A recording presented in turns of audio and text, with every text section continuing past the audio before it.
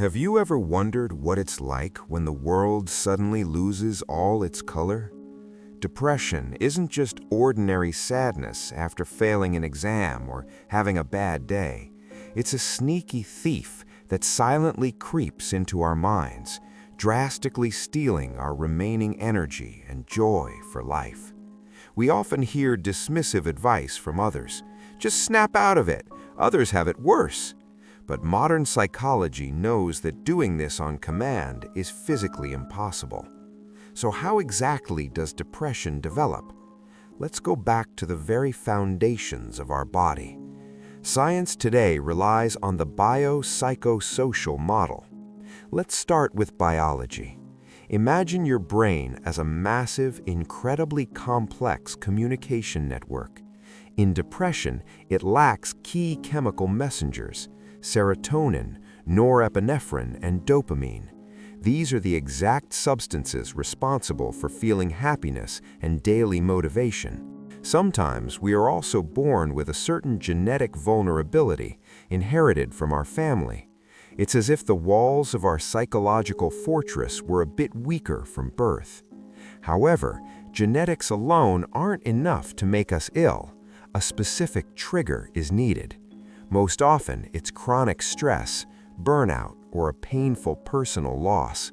This is when a phenomenon emerges that psychologist Martin Seligman called learned helplessness. When a person constantly faces problems over which they have no control, their brain literally learns that it will always fail in the end anyway.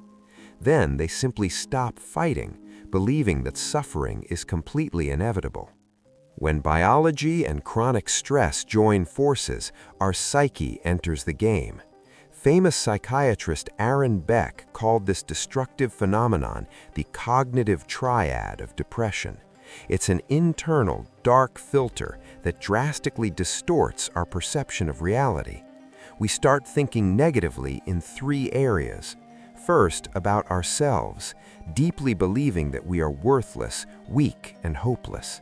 Second, about the world. We have this obsessive feeling that absolutely everyone is against us. And third, about the future. We are certain that nothing good will ever happen to us again. These cruel thoughts become so automatic that we treat them as objective truth. This is exactly how the ruthless, vicious cycle of depression is formed.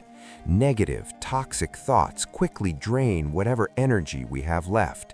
Due to extreme exhaustion, we abandon our old passions overnight. We also start actively avoiding other people, masked in our own suffering. Isolation from loved ones drastically deepens the loneliness and indescribable sadness. In turn, this emotional state further disrupts the weakened chemistry in our brain. The spiral spins faster and faster, mercilessly dragging us to the very bottom. But remember, you can escape this spiral. Depression is an illness, and illnesses are treated. Psychotherapy can effectively break Beck's dark filter and teach the brain new patterns. Antidepressants act like mechanics, repairing the brain's chemistry to give you the strength to fight. If this video described what you are feeling right now, don't be ashamed to ask for professional help. You deserve to see this world in its full, beautiful colors again. Leave a thumbs up to help us spread awareness and subscribe to the channel for more knowledge.